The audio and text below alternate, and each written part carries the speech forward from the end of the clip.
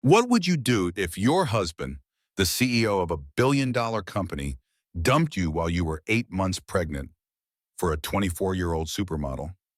Sarah thought her life was over until her husband's billionaire rival showed up and changed everything. Betrayal, power, redemption, love. This isn't just another scandal. It's the story of a woman who lost everything and built something stronger than revenge. Because sometimes the best revenge is living well. If you love drama, twists, and stories where the underdog wins, don't forget to like, comment, share, and subscribe so you never miss the next story. Now let's dive in. The sterile lights of Mount Sinai Hospital's delivery room burn like accusations. Sarah Lawson gripped the metal bed rails, her knuckles white, her breath coming in ragged gasps as another contraction tore through her body. 8 months pregnant, alone. The monitor beside her bed beeped steadily, tracking 2 heartbeats that weren't hers. A nurse rushed in, her face creased with concern. "Mrs. Lawson, we need to reach your husband. Is there another number we can try?"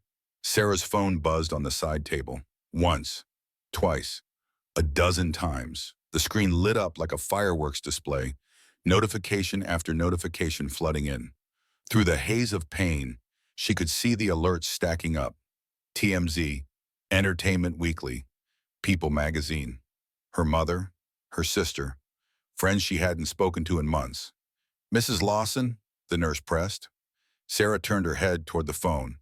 The latest notification sat at the top of the screen, bold and merciless.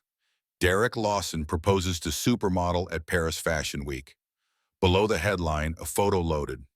Derek on one knee beneath the Eiffel Tower. Madison Rivers with her hand over her mouth in exaggerated shock, her other hand extended to show off a ring that caught the Parisian sunset. Both of them smiling like they'd won the lottery. "He's not coming," Sarah whispered, her voice breaking. He was never coming. Another contraction hit, this one stronger, stealing her breath. The pain was nothing compared to what she'd felt scrolling through that photo. Her husband, the father of the children, currently trying to claw their way out of her body, proposing to another woman while she lay here alone. The nurse grabbed the phone, her eyes widening as she saw the screen. Her professional mask slipped for just a moment, revealing pity. Sarah hated that look. She'd been seeing it for weeks now. "Dr. Martinez," the nurse called, her voice urgent. "She's crashing. We need emergency C-section now." The room exploded into controlled chaos. A team materialized from nowhere. Voices overlapped, hands moved her body, bright lights wheeled overhead. Sarah's vision blurred, the ceiling tiles melting into white noise. Someone placed a mask over her face. As the anesthesia pulled her under, Sarah's last conscious thought echoed in the darkness. 72 hours ago, I thought I was living a fairy tale. 72 hours earlier, the Metropolitan Museum of Art glittered like something out of a dream. Crystal chandeliers threw rainbows across marble floors. A string quartet played Vivaldi in the corner. Manhattan's elite mingled beneath priceless works of art, champagne glasses catching the light like tiny stars. Sarah stood near the Greek sculptures, her hand resting on her 6-month belly, trying to remember how to smile for the cameras. The navy maternity gown Becca had helped her pick out felt too tight suddenly, despite the expert tailoring. Or maybe it was just the weight of everyone's eyes on her. "Mrs. Lawson," a photographer waved her over. "Can we get you and your husband together?" Sarah turned, searching the crowd for Derek. She found him by the Monet, surrounded by investors and their wives, his million-dollar smile firmly in place. He looked perfect in his designer tuxedo, every inch the successful tech CEO. When he saw the photographer gesturing, his jaw tensed, just for a moment. Most people wouldn't have noticed. Sarah noticed everything now. "Just me," Derek called to the photographer in his tone charming but firm. "My wife's tired." He didn't look at Sarah, didn't ask if she was tired, just made the decision and moved on. Sarah's smile faltered. She caught it, forced it back into place, but the damage was done. The photographer had already moved on to more cooperative subjects. She stood there, hand on her belly, invisible in a room full of people who supposedly knew her. The bathroom was on the second floor, up a grand staircase that left her breathless. Sarah locked herself in a stall and tried to remember when Derek had last touched her. really touched her. Not the perfunctory kiss on the forehead before he left for work, not the absent pat on her shoulder when they passed in the kitchen. Real touch. The kind that said, I see you, I choose you, I love you. Two women entered, their heels clicking on the marble floor. Sarah froze. Did you see Derek Lawson? The first voice was breathy with admiration. God, his wife's looking rough. 6 months pregnant, and he's barely touching her. The second woman laughed. Trouble in paradise? I heard he's been in LA a lot, business meetings. The way she said it made air quotes unnecessary. Sarah pressed her hand against her mouth to keep from making a sound. Her babies kicked, as if sensing her distress. She waited until the women left before emerging, checking her reflection in the mirror. Rough. Was that what people saw when they looked at her now? When she returned to the gala, Derek was talking to Madison Rivers. Sarah recognized her immediately. 2 million Instagram followers. Brand ambassador for half a dozen luxury companies. 24 years old and stunning in a red dress that seemed designed to make every woman in the room feel inadequate. Derek's whole body language had changed. He leaned in when Madison spoke, animated and alive in a way Sarah hadn't seen in months, maybe years. Sarah approached, her heels clicking too loud in her own ears. Hi, I'm Sarah, Derek's wife. Madison turned, her smile bright and competitive. Oh my God, congratulations on the pregnancy. Derek's told me so much about you. The lie was smooth as silk. Derek never talked about Sarah. Not anymore. Madison is our new brand ambassador, Derek said, his tone cold and businesslike. The voice he used in board meetings. She's the face of our Gen Z market expansion. Derek's been mentoring me, Madison said, touching his arm. A casual touch, the kind of touch Sarah used to give her husband. He's amazing. Derek didn't move Madison's hand away. Sarah's eyes dropped to his left hand. No wedding ring. The space where it should have been was pale, a ghost of commitment past. Derek, Sarah said quietly, where's your ring? His expression hardened. At the jeweler, getting resized. Don't make a scene. He walked away with Madison, leaving Sarah standing alone in a crowded room. Around her, the party continued. The champagne flowed, the music played, and Sarah stood perfectly still. Her hand on her pregnant belly, understanding with sudden, devastating clarity that her marriage was already over. She just hadn't been told yet. At 2 a.m, Sarah waited in their Park Avenue penthouse. The view from the floor-to-ceiling windows showed a city that never slept, lights twinkling like promises. Empty promises, it turned out. Derek came home smelling of expensive scotch and someone else's perfume. He was on his phone, laughing at something, then saw Sarah on the couch and his whole demeanor shifted. I'll call you tomorrow, he said into the phone, hanging up quickly. Who was that? Sarah asked. Investor from Tokyo. Time difference. He loosened his tie, not looking at her. Why are you still up? Derek, we need to talk. He poured himself a drink, his back to her. It's 2 a.m, Sarah. I'm exhausted. Are you having an affair with Madison? He laughed, actually laughed. Jesus, are you serious right now? You didn't wear your ring tonight. You barely looked at me. Because I was working. He turned, his eyes cold. You know, that thing that pays for this penthouse? Your Bergdorf charge card? The nanny we'll need in 3 months? Madison is an asset, he continued, his voice taking on that patronizing tone she'd come to dread. A 24-year-old with 2 million followers who makes our company relevant. That's business. The way you looked at her, the way I looked at ROI, return on investment. You used to understand business, Sarah. I gave up my career to support yours. And I'm grateful. The word came out flat, empty. But this pregnancy has made you paranoid. Maybe talk to your doctor about your hormones. Sarah felt tears forming. I'm not crazy. I didn't say crazy, I said hormonal. There's a difference. He kissed her forehead, the gesture somehow more insulting than if he'd pushed her away. Get some sleep. For the babies. He went to the guest room. The door closed with a quiet click that sounded like a gunshot in the silence. Sarah sat alone, her hand on her belly, and finally admitted what she'd known since the gala. Her husband didn't love her anymore. Maybe he never had. 2 weeks later, Sarah lay on the exam table at her OB-GYN's office, watching her twins on the ultrasound monitor. Two perfect heartbeats. Two tiny humans who had no idea their world was about to implode. Twins are perfect, Dr. Martinez said warmly. You're doing great, Sarah. Sarah's phone buzzed. Then again, and again. The sound filled the small room like angry wasps. You can check that if you need to, Dr. Martinez said, frowning at the screen. Sarah picked up her phone. 47 text notifications. The number kept climbing. Her sister Becca, do not look at Twitter. Call me now. Her mother, honey, are you okay? I'm seeing things online. A college friend, OMG. Sarah, I'm so sorry, I had no idea. Sarah opened Twitter with shaking hands. The trending topics loaded. Number 1, hashtag Lawson Affair. The TMZ headline filled her screen.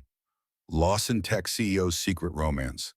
Derek Lawson and model Madison Rivers spotted in Santorini. The photos loaded one by one. Derek and Madison on a yacht, kissing. Madison in a bikini, Derek shirtless, his hands on her waist. Dinner at a candlelit restaurant, Derek feeding her dessert.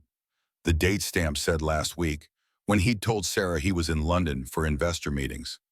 Sarah's hands shook so badly she almost dropped the phone. Ultrasound Gel was still on her belly. Her babies were still on the monitor, their heartbeats steady and trusting. Sarah, Dr. Martinez reached for her. Your blood pressure is spiking. Breathe. Sarah couldn't breathe. The room tilted. Her vision tunneled.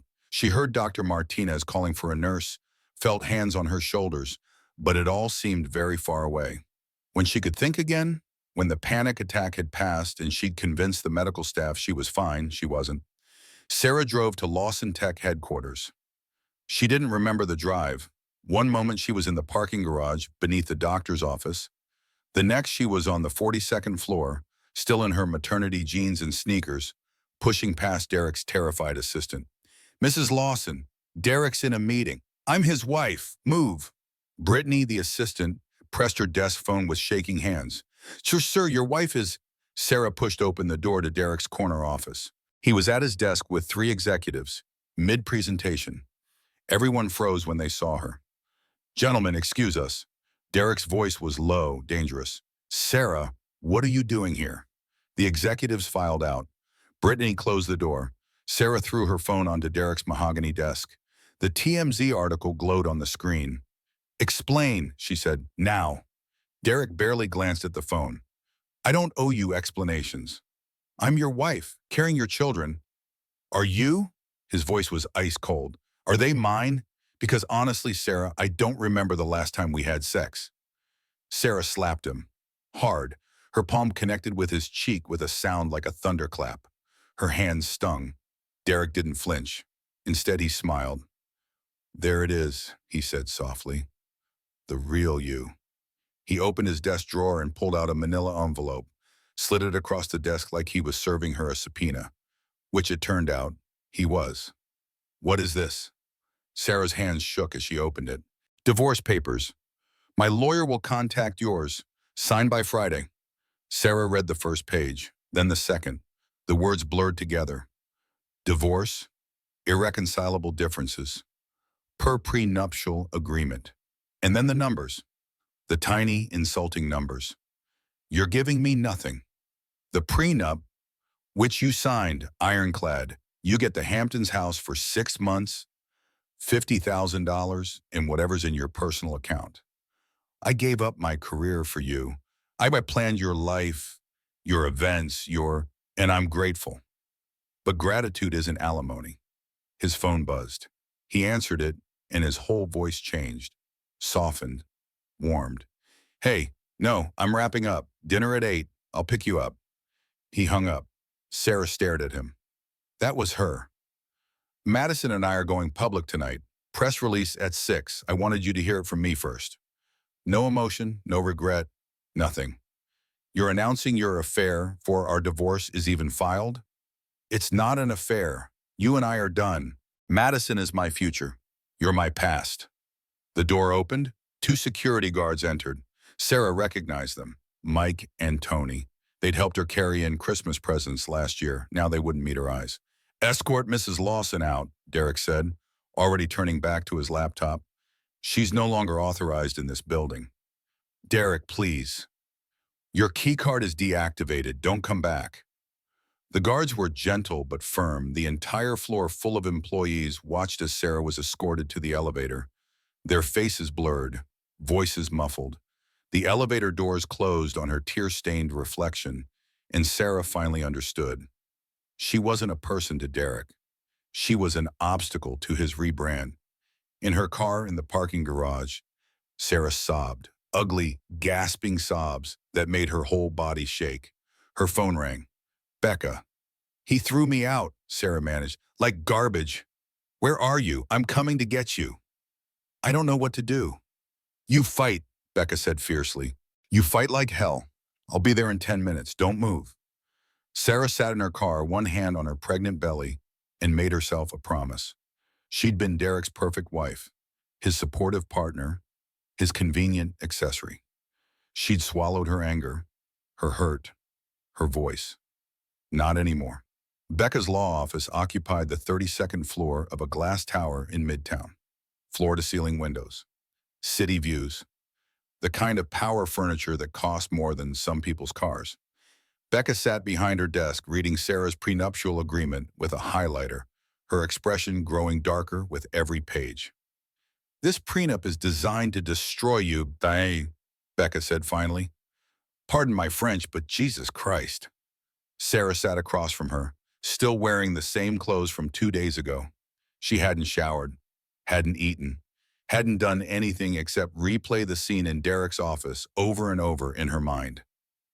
I signed it, Sarah said hollowly. I'm an idiot. You were in love. He was tactical. Becca flipped to another page, highlighting something. There's a difference. Sarah watched her sister work. Becca had always been the strong one, the one who questioned everything, who read the fine print, who never let anyone take advantage. While Sarah had been playing the perfect wife, Becca had been building a career destroying men like Derek in divorce court. Wait, Becca stopped, her highlighter hovering over a clause. Wait. What? Section 12, Clause D. Becca read aloud. This agreement is voided if marital assets are misappropriated for extramarital affairs. Sarah frowned. What does that mean? It means if Derek used your money, joint accounts, company funds he controls, anything you had claim to wine and dine his mistress, the prenup is void. Becca looked up, her eyes bright. Everything you saw in those TMZ photos, Santorini, Maldives, that Cartier necklace Madison wore at the Met, if we can prove he paid for any of that with marital or company assets, we can fight this. For the first time in days, Sarah sat up straighter, a spark of something, not quite hope, but close. He took her everywhere, private jets, 5-star hotels. Her entire wardrobe is designer. Then we need proof, bank records, credit card statements, receipts. Becca closed the prenup. Can you access his accounts? He froze me out of everything. Then we hire a forensic accountant and a private investigator. With what money? You read the prenup. I'm broke. Becca smiled, sharp and dangerous. I'll front it. Family discount. Besides, I've been wanting to take down a narcissistic CEO for months. Derek Lawson just volunteered. Why are you helping me? Because he's an asshole who needs to lose. And because you're my sister. Becca reached across the desk, squeezing Sarah's hand. You're not fighting him alone anymore. Sarah cried then. Different tears, grateful tears. For 2 days she'd felt completely alone. Derek had taken her home, her security, her identity. But she still had Becca. They spent the next 3 weeks building a case. The private investigator was a grizzled former cop named Jack Morrison, who looked like he'd seen everything twice. The forensic accountant was a woman named Elena Rodriguez, who could find financial irregularities the way bloodhounds found scents. Week 1, Jack brought Sarah an envelope of photos. Derek and Madison at Nobu, at the theater, coming out of a hotel in Tulum. Every photo time-stamped and annotated. Elena brought spreadsheets highlighting every suspicious expense on Derek's corporate card. Week 2, the evidence multiplied. A $47,000 Cartier necklace purchased on the Lawson Tech Corporate American Express. Hotel records showing the presidential suite at the Four Seasons Maldives billed to LT Executive Retreat. Private jet usage logs documenting 18 trips to Los Angeles, Madison City in 6 months. Week 3, Sarah sat in Becca's guest room, her laptop open, building a timeline. Every business trip Derek had claimed, every late night at the office, every weekend conference. She cross-referenced them with Madison's Instagram posts. The affair had been going on for 8 months. This isn't just divorce fraud, Becca said over the phone. This is corporate embezzlement. We could bring this to the SEC. Sarah stared at her computer screen, at the mountain of evidence they'd collected. I don't want to just win the divorce. I want him exposed. Then we go nuclear, Becca said. Emergency board meeting. Present the evidence directly to Lawson Tech's board of directors. Force them to use what Derek's been doing with company money. Will it work? It'll either work or we'll go down swinging. Either way, Derek will know you fought back. Sarah closed her laptop. 8 months pregnant now, her belly huge, her back aching constantly. But for the first time since the gala, she felt something other than despair. She felt angry. And anger, it turned out, was much more useful than sadness. The Lawson Tech boardroom occupied the top floor of the building with floor-to-ceiling windows overlooking Manhattan. Mahogany table, leather chairs. 8 board members sat around it, including Patricia Lawson, Derek's mother, Ice Queen of Connecticut old money. Sarah stood at the presentation screen, 8 months pregnant in a power suit Becca had bought her. Her hands shook as she inserted the USB drive, but her voice stayed steady. I'm here because Derek has been embezzling company funds. Gasps around the table. Derek, sitting at the head, laughed. Jesus Christ, Sarah. Stop embarrassing yourself. Madison Rivers, Sarah said, clicking to the first slide. Madison's smiling face filled the screen. Chief Brand Officer. Salary, $250,000 per year. Can anyone tell me what she's actually produced? Silence. Sarah clicked through more slides. Here's her work product. Instagram photos, Madison at fashion shows, Madison on yachts, Madison at club openings, all on company time. $47,000 Cartier necklace, Sarah continued, her voice getting stronger. Billed as brand partnership gift. Here's Madison wearing it on a yacht in Greece. Click. Private jet to Maldives. Expense code, executive strategy retreat. Population of retreat, 2. Derek and Madison's photo, suntanned and laughing. Over 6 months, Derek has spent $680,000 in company money on his girlfriend. Money that belongs to investors, to shareholders, to employees whose health care he cut last quarter. The board members shifted uncomfortably. The CFO wouldn't meet anyone's eyes. Sarah allowed herself a moment of hope. Then Patricia Lawson stood. Sarah, dear, Patricia said, her voice cutting through the room like a scalpel. Stop! Mrs. Lawson, you don't understand. No, you don't understand. The board is already aware of Madison's arrangement. The room tilted. What? Madison Rivers is an investment, Patricia continued calmly. Derek has increased our youth market penetration 340%. Her social media presence has driven $60 million in new customer acquisition. The board chairman, Harold West, nodded. The board approved Madison's compensation package, including ancillary expenses. Ancillary expenses? Sarah's voice broke. She's his mistress. She's a brand asset, Patricia interrupted. Derek's personal life is irrelevant if it serves company growth. You, my dear, were always transitional. The words landed like blows. Sarah looked around the room. Every board member avoided her eyes. They'd known, they'd all known, and they'd approved it. You're embarrassing yourself, Derek said, emboldened now. This is business. Business? Sarah grabbed the chair for support. I'm carrying your children. Which is precisely why this needed to end, Patricia said coldly. A divorced, bitter wife is bad optics. A young, vibrant partner signals vitality. Becca stormed forward from where she'd been standing and back. This is fraud. I'm reporting this to the SEC, and will bury you in litigation for 10 years, Patricia said. You're a family law attorney, dear. You're out of your depth. Patricia nodded to someone behind Sarah. Security guards entered. Sarah, you're no longer welcome in Lawson facilities. Your shareholder status will be bought out per the prenup terms, $50,000.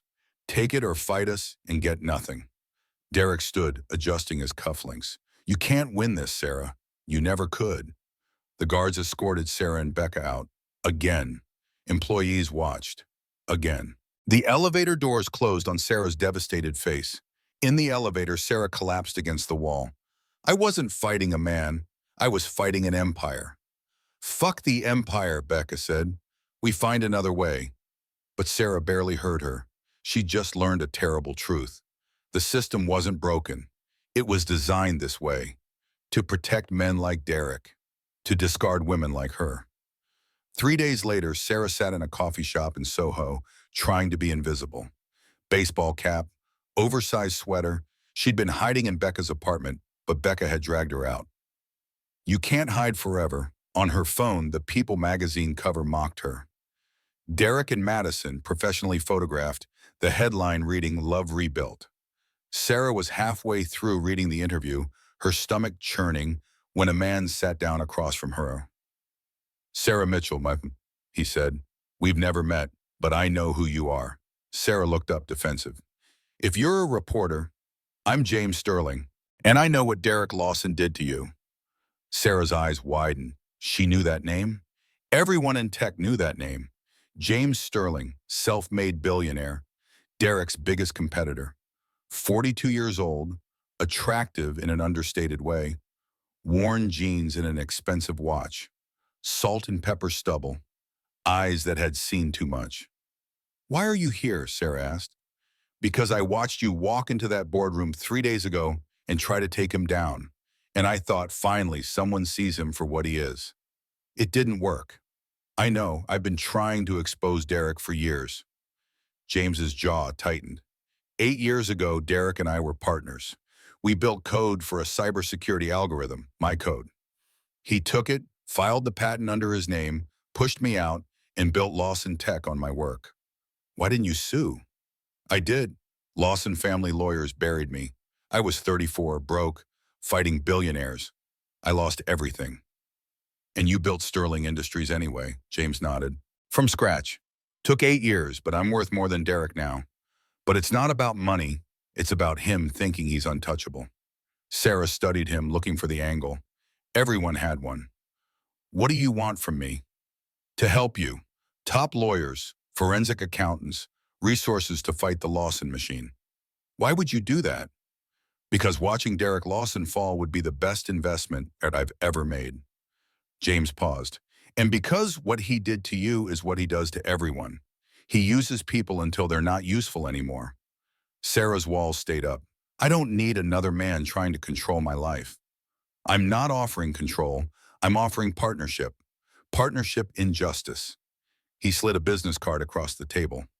Sarah stared at it. James Sterling. It's our CEO, Sterling Industries. Direct line. James stood to leave. Sarah stopped him. Did you really build Sterling Industries from nothing? Yes. Because someone once told me, the best revenge isn't destroying your enemy. It's building something they can never touch. He smiled slightly. But sometimes you can do both. After he left, Sarah sat alone with the business card. She'd just escaped one puppet master. Was she walking into another? Or was this her only chance to fight back? Sarah took the business card home, stared at it for 2 days, finally called.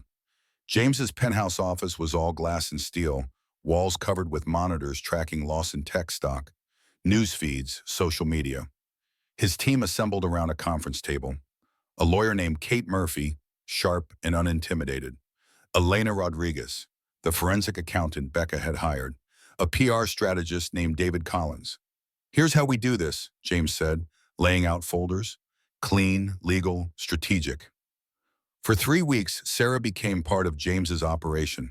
Late-night strategy sessions where she forgot to be tired. James bringing her herbal tea, reminding her to rest. The way he looked at her, like she was competent and strong instead of broken and desperate. One night, after everyone left, Sarah and James stood on his balcony overlooking the city. Why haven't you gotten married? Sarah asked. Built a family? I did, once. She left when the lawsuit ate everything. Couldn't handle the fall. I'm sorry. Don't be. She did me a favor. Showed me who stays when the spotlight goes dark. He looked at Sarah.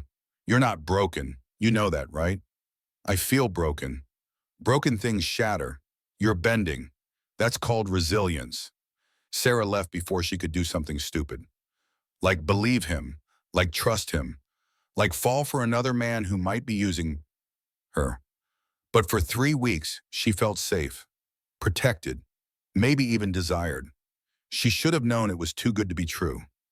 At 6 in the morning, Sarah's phone exploded with notifications. The news alert filled her screen. Scorned wife teams with husband's rival and revenge plot. Photos of her leaving James's office building. Having coffee. The article spun it perfectly. Gold digger. Using another rich man. Derek dodged a bullet.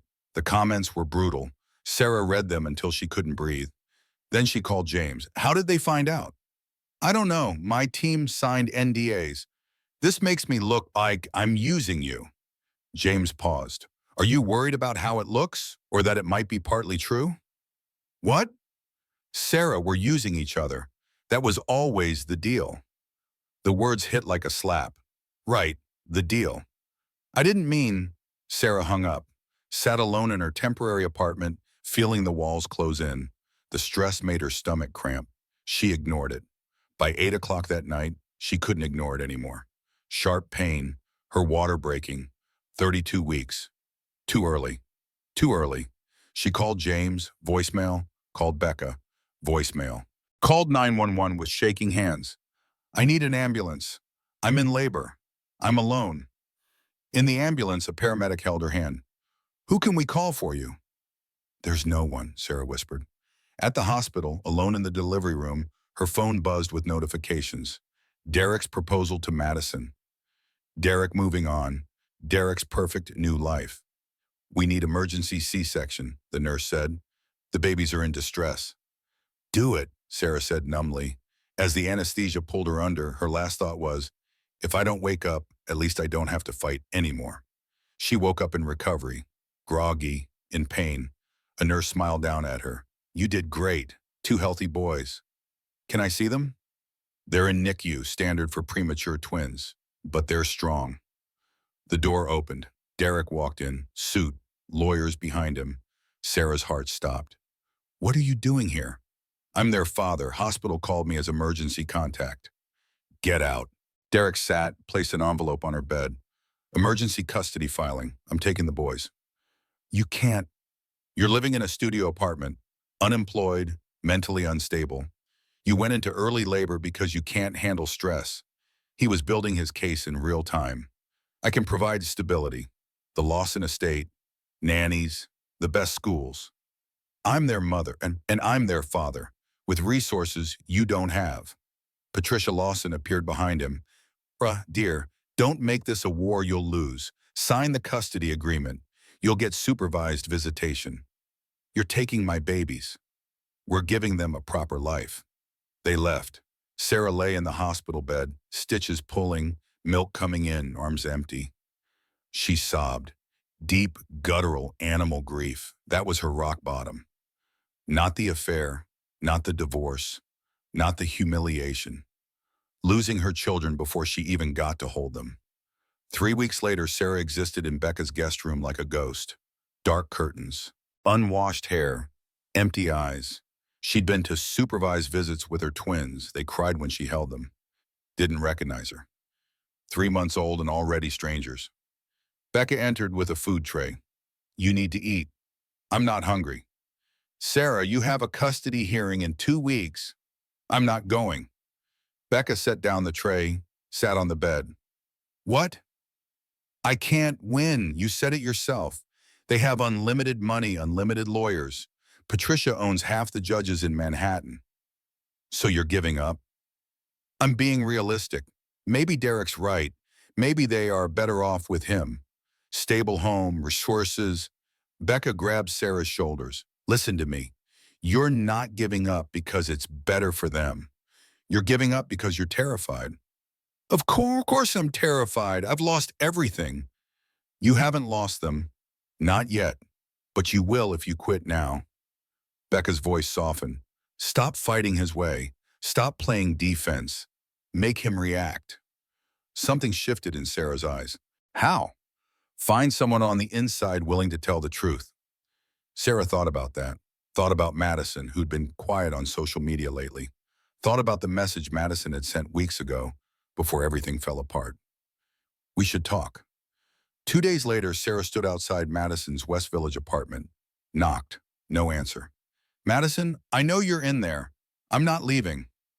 Long pause, the door opened. Madison stood there in sweats, no makeup, looking exhausted. What do you want? To talk. I have nothing to say to you. Then listen. Madison hesitated, then stepped aside. The apartment was expensive but impersonal. Packed boxes in the corner. A photo on the counter caught Sarah's eye. Madison with an elderly woman. Your mother? Madison grabbed the photo, hid it. She died last year, cancer. I couldn't afford the treatments. Sarah's expression softened. That's how he got you. I'm not a victim. I made choices. We both did, bad ones, for what we thought were good reasons. Silence stretched between them. Two women, both trapped differently by the same man. Do you love him? Sarah asked. Madison laughed bitterly. Love? Derek doesn't do love. He does transactions. Then why stay? Madison showed her phone. Text messages from Derek. Threatening, controlling. He has photos of me, videos. If I leave, if I talk, he'll destroy what's left of my career. Sarah read the messages. Don't test me, Madison. I made you. I can unmake you. He's doing to you what he did to me, Sarah said, trapping you. The difference is you got out. I didn't get out. I was thrown out. But you can still choose to leave. And go where? Do what? I'm 24 with no degree, no skills except looking pretty for a camera. Sarah sat beside her. I have a plan to take him down. The fraud, the embezzlement, all of it. But I need someone from inside. Someone who knows where the bodies are buried. You want me to testify against him? I want you to testify for yourself. Get your life back. He'll destroy me. He's already destroying you. At least this way you choose the ending. Madison stared at her hands. Long pause. What do you need?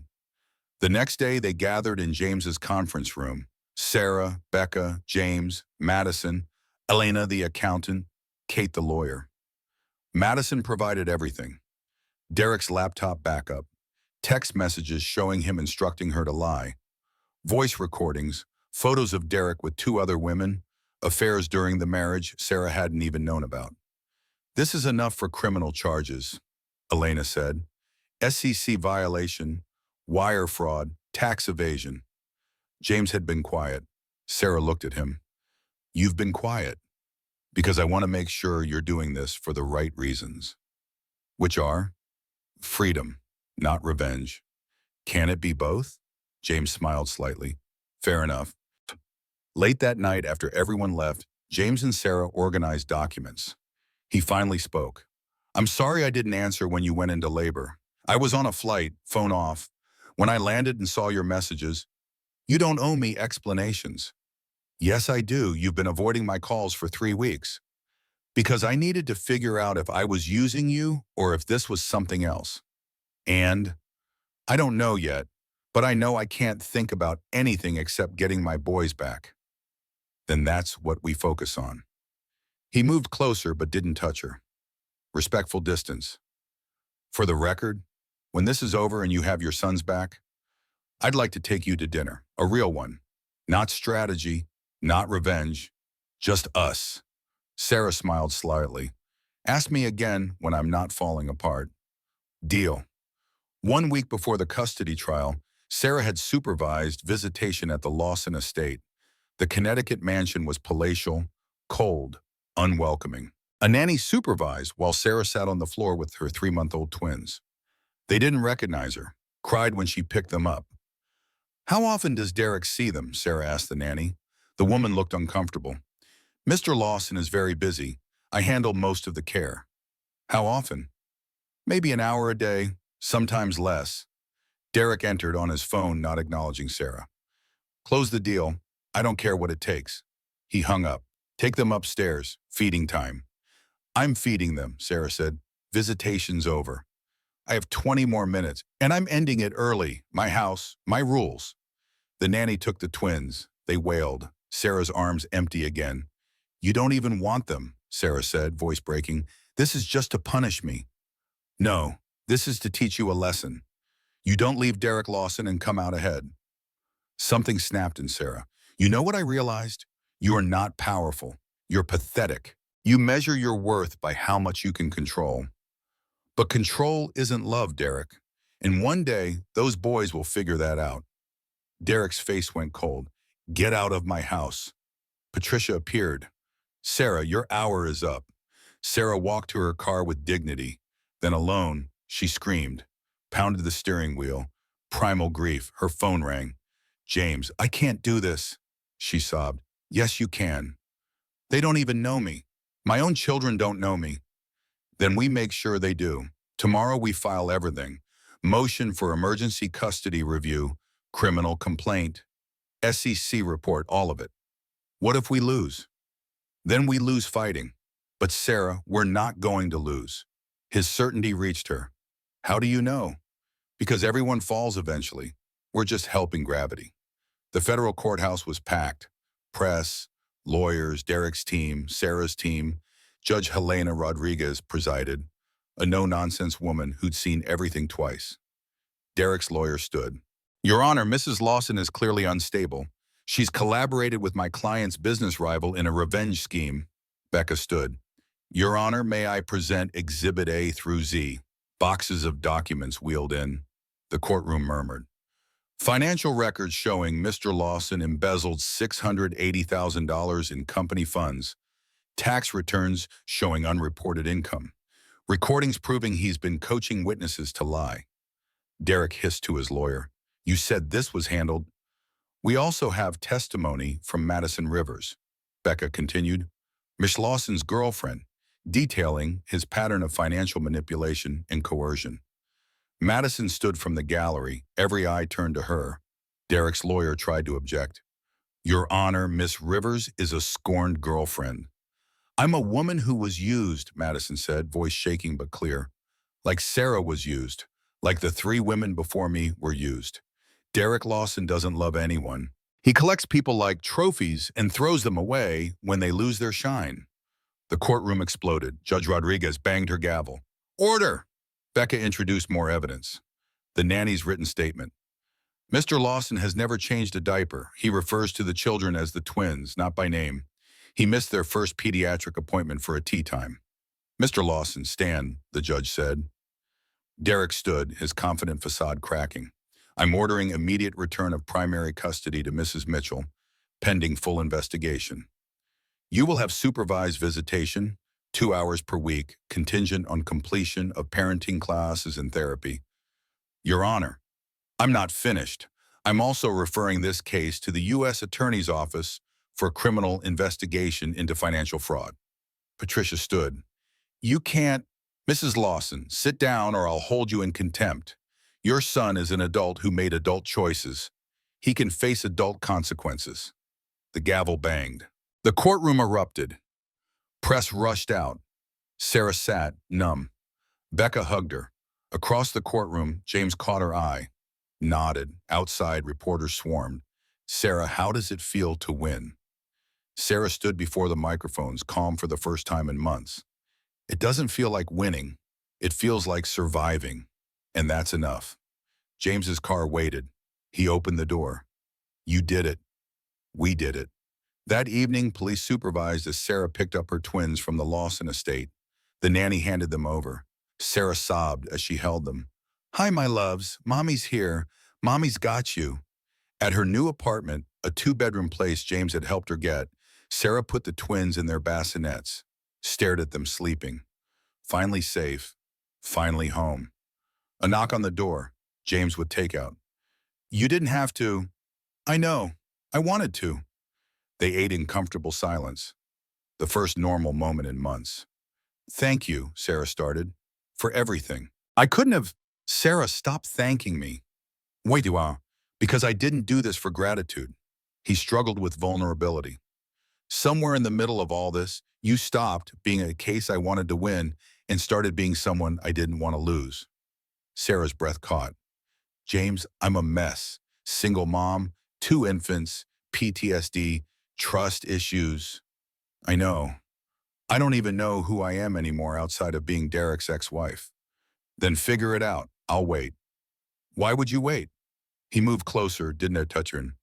Because for the first time in my life, waiting feels like the right investment. Long pause. Eye contact. Ask me again in a year, when I'm not drowning. I'll ask you in 2 years, when you're thriving. He kissed her forehead. Left. Sarah watched him go, understanding something fundamental. She didn't know if James Sterling was her future, but he wasn't her past, and that was enough to hope. The text on the screen read, 18 months later. Sarah's apartment looked different now. Warm, lived in, photos on the walls, toys scattered across the floor. The twins, 20 months old, played with blocks while Sarah worked at her laptop. The website on screen showed Mitchell Marketing Consultancy, her business. Her phone rang. A client. Hi, Jennifer. Yes, I got your email. I think we can increase your social media ROI by 40%. Professional, capable, back. The doorbell rang. The twins squealed. Sarah opened the door to find James standing there. JJ, the twins shrieked, their name for him. James scooped them both up, one in each arm. They giggled. Who wants the park? Park, park, Sarah laughed. You're supposed to ask the parent first. I'm asking now. Park? Yes, let me get their jackets. Central Park in autumn. The twins in their stroller. Sarah and James walking like a family, though they weren't married yet, taking it slow. You've been coming over a lot, Sarah said. Too much? No, it's nice. The boys love you. What about their mom? Sarah smiled. Their mom is still figuring things out. Take your time. I'm not going anywhere. They sat on a bench. The twins toddled on grass, supervised. I saw Derek last week, Sarah said. Supervised visitation. James tensed. How was it? Sad. He tried to play with them. They didn't really respond. He's different. Quieter. Prison will do that. Derek had served 6 months for fraud, was currently on house arrest. He's in therapy, court-mandated, but still. Do you feel bad for him? No, but I don't feel angry anymore either. I feel nothing, and that's freeing. One twin fell, scraped his knee. Both adults jumped up. James got there first, scooped up the child. You're okay, buddy. Just a scratch. Let's get a Band-Aid. Natural with them. Loving. Father without biology. Sarah watched, something shifting in her chest. That evening, the twins' second birthday party ended. Madison had been there, now Sarah's friend and employee at the marketing firm. Becca had been there, godmother to the twins. After everyone left, just Sarah, James, and sleeping twins remained. James helped clean up, picking up toys, washing plates. Domestic, real. You don't have to do that, Sarah said. I know. Most men would have run by now, 2 kids, complicated ex, mess of a life. James stopped, turned to her. Sarah, stop. What? He knelt, not with a ring yet, just knelt. Sarah panicked. What are you doing? Something I should have done a year ago. He took her hands. I'm not asking you to marry me, not yet. Then what? I'm asking, do you trust me? Long pause, Sarah's eyes filled with tears. That's a harder question than marriage. I know, but I need you to answer it. I'm scared. Every time I trust someone, I'm not Derek. I'm not your father. I'm not any man who hurt you. How do I know that? Because I've been showing up for 2 years. Not for show, not for leverage. Because I want to be here. He pulled out a ring box, opened it. Simple, elegant ring. Not flashy, just right. But I want you to be sure. So here's what I'm proposing. Let's get engaged. Long engagement. Take your time. And when you're ready, not when you feel pressured, not when it makes logistical sense, but when your gut tells you, yes, we get married. You're giving me an escape hatch. I'm giving you choice, because that's what love is. Choice. Every single day. Silence. Sarah looked at the ring, at James, at her sleeping children. I'm still a mess. I know. I have trust issues and trauma, and I'll probably need therapy for years. I know. And you still want to? Yes. Because you're not broken, Sarah. You're human. And I'd rather spend my life with a real messy human than a perfect illusion. Sarah laughed through tears. You're really good at speeches. Is that a yes? Ask me, the actual question. James smiled. Sarah Mitchell's, will you marry me? Yes. He slid the ring on. They kissed. Soft, real, earned. One twin woke up, toddled out. JJ stay? James scooped up the child. Yeah, buddy, JJ's staying. Sarah watched them, her chosen family. She'd said yes, not because she needed saving, but because she wanted partnership. There was a difference, and that difference was everything. The text on screen read, 1 year later. Sarah stood in front of the full-length mirror in Becca's guest bedroom, her hands trembling as she smoothed down the ivory dress. Simple, elegant, nothing like the elaborate gown she'd worn for her first wedding. That dress had been Patricia Lawson's choice, all lace and tradition and old money expectations. This dress was hers, tea-length, cap sleeves, a dress she could breathe in. You're really doing this, Becca said from behind her, adjusting the small pearl comb in Sarah's hair. Sarah met her sister's eyes in the mirror. I'm terrified. Good. That means it matters. Becca's hands stilled on Sarah's shoulders. You know what I love about this? You're not the same woman who walked down the aisle 8 years ago. No, Sarah agreed softly. I'm not. She thought about that woman, 24 years old, fresh out of business school, so eager to please, so desperate to be chosen.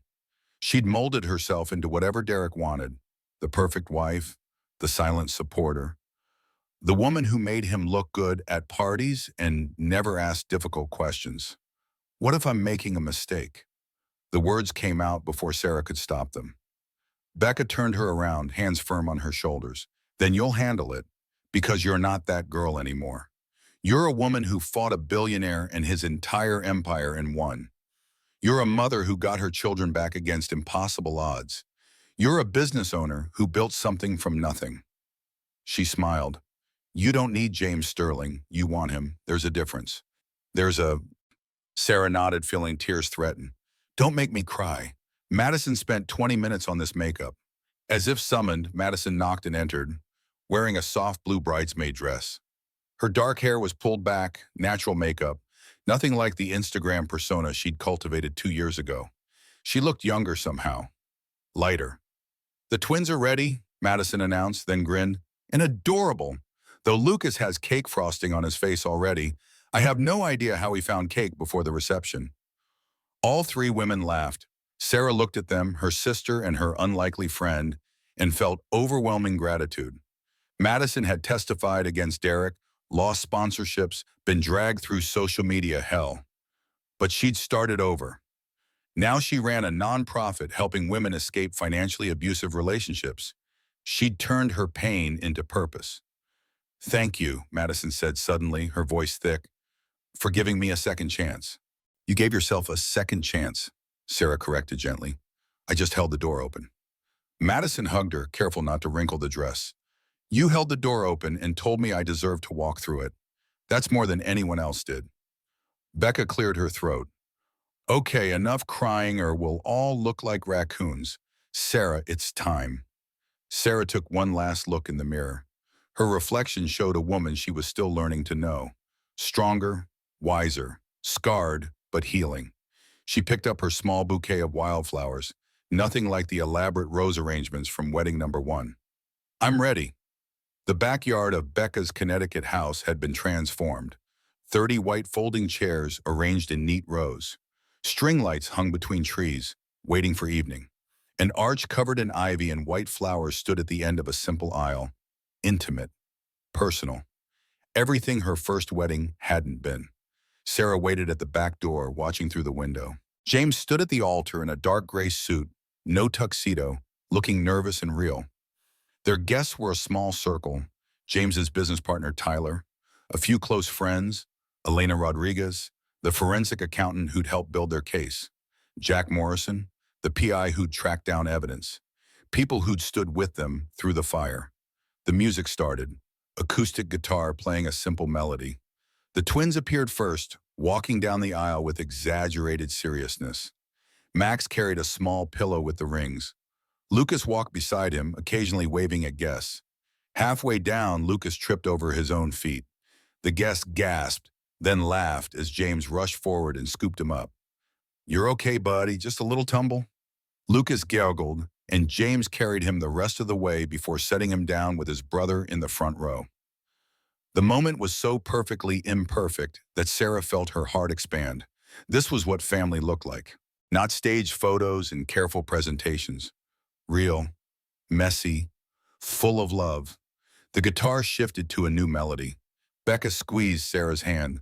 "No one's giving you away this time." "I know, I'm giving myself." Sarah walked alone down the aisle.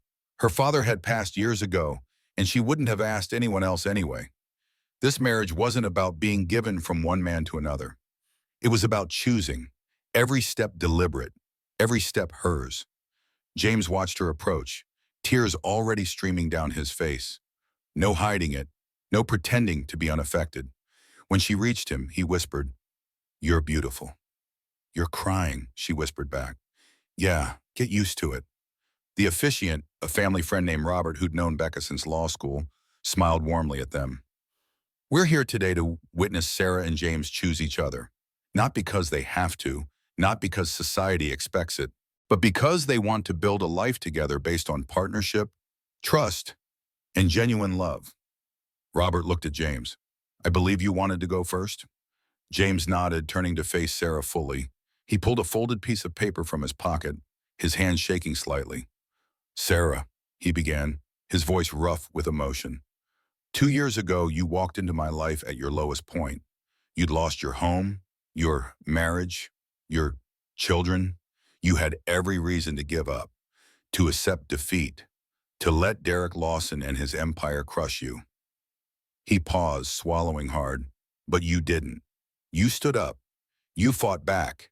And you taught me something I'd forgotten in all my years of building companies and making deals. You taught me that real strength isn't avoiding failure. Real strength is getting back up after you've been knocked down. It's choosing to fight when fighting seems impossible." Tears rolled down his cheeks. He didn't wipe them away. "You didn't need me to save you. You saved yourself. I was just lucky enough that you let me walk beside you while you did it, that you trusted me to be part of your journey. That's the greatest gift anyone has ever given me." James looked at the twins in the front row. Max was picking his nose. Lucas was trying to catch a butterfly. Both oblivious to the gravity of the moment, and somehow that made it more perfect. "And to Max and Lucas," James continued, his voice breaking, "I promise to be the father you deserve. Not because biology says I have to, not because a court ordered it, but because love says I get to. Because every day with you two is a privilege. You taught me that family isn't much about blood. It's about showing up. It's about being present. It's about choosing each other every single day."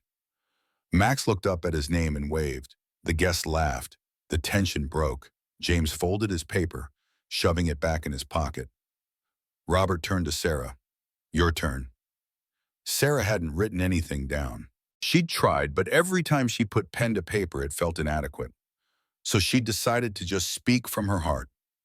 "James," she began, her voice steady despite the tears, "you showed me that love doesn't have to hurt. For so long, I thought love meant sacrifice, meant making myself smaller so someone else could be bigger, meant swallowing my voice, my dreams, myself so that my partner could shine." She looked at him, really looked at him. "You showed me I was wrong. You showed me that real partnership isn't about one person winning and another losing. It's about both people lifting each other up.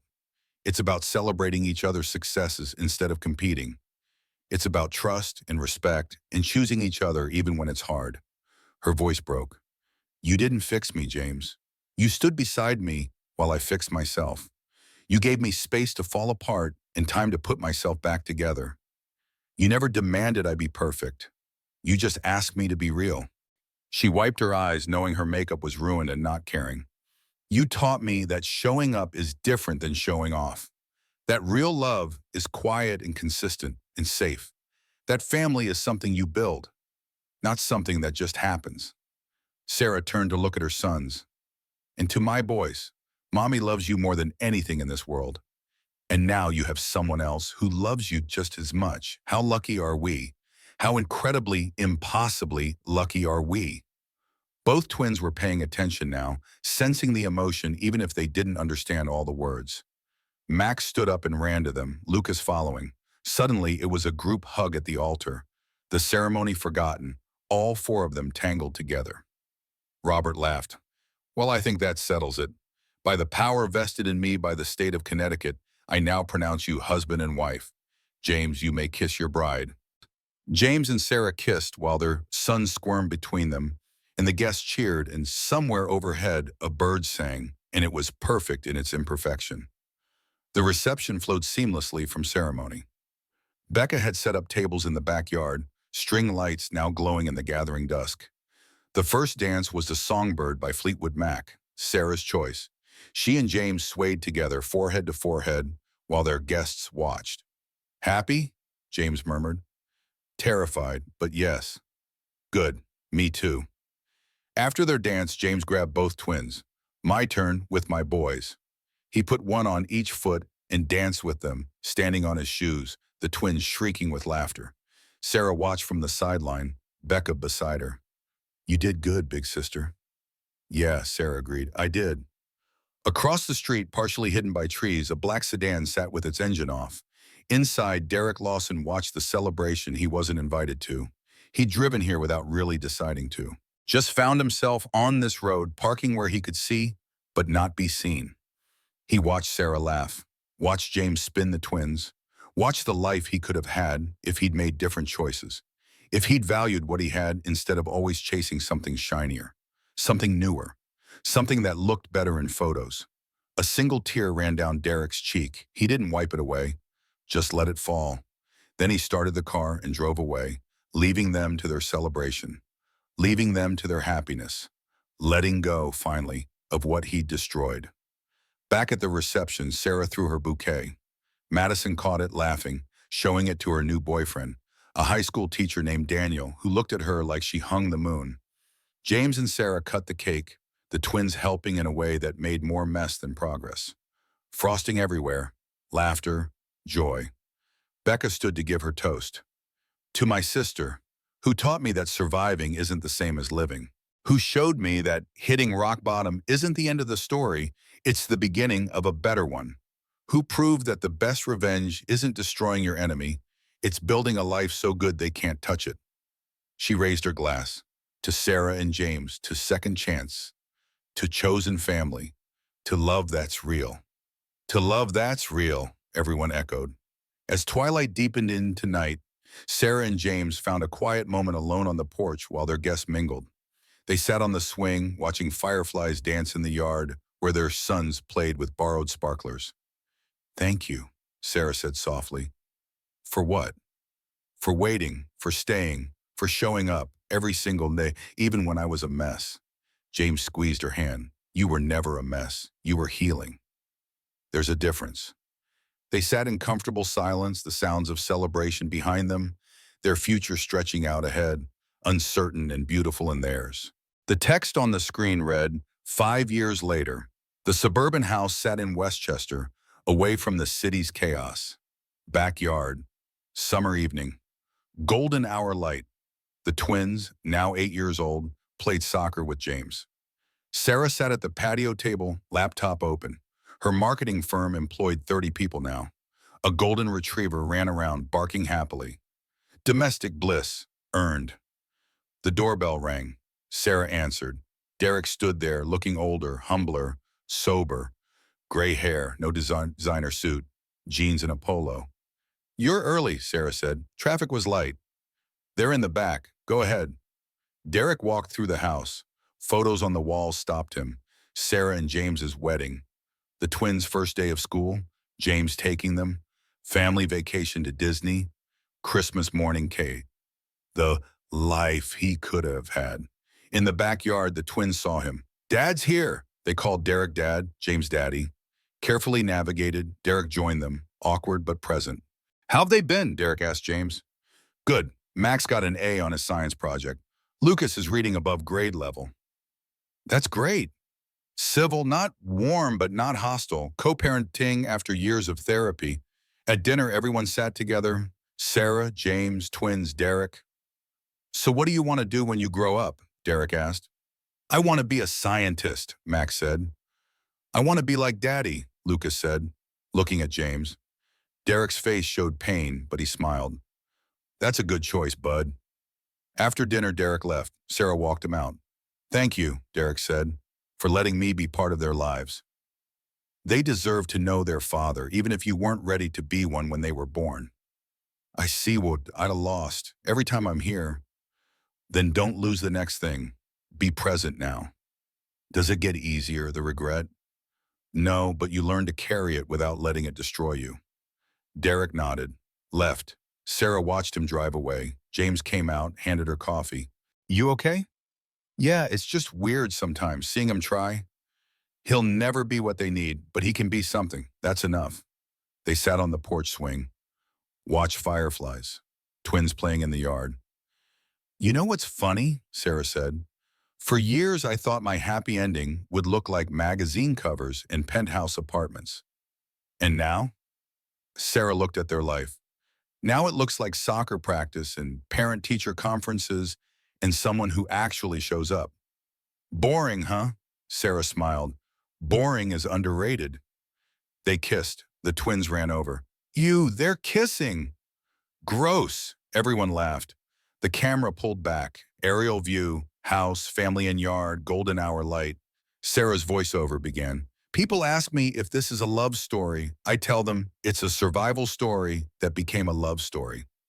I didn't need a billionaire to save me. I saved myself. He just showed up after I'd already won." And when you've been with someone who only showed up for appearances, you learn to cherish someone who shows up for Tuesday nights, for the boring stuff, for the real stuff. Derek gave me children, but James made us a family. And in the end, that's the story I want my boys to know. That love isn't about who finds you first, it's about who stays. Fade to black. The final text appeared on screen. Derek Lawson completed 500 hours of court-mandated therapy and now has a weekly supervised visitation with his sons. He started a small consulting firm.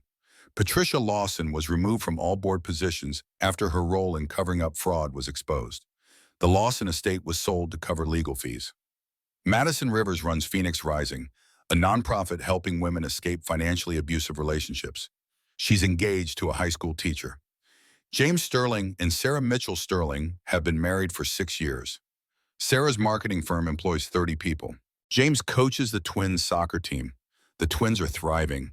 Sometimes the best revenge is living well.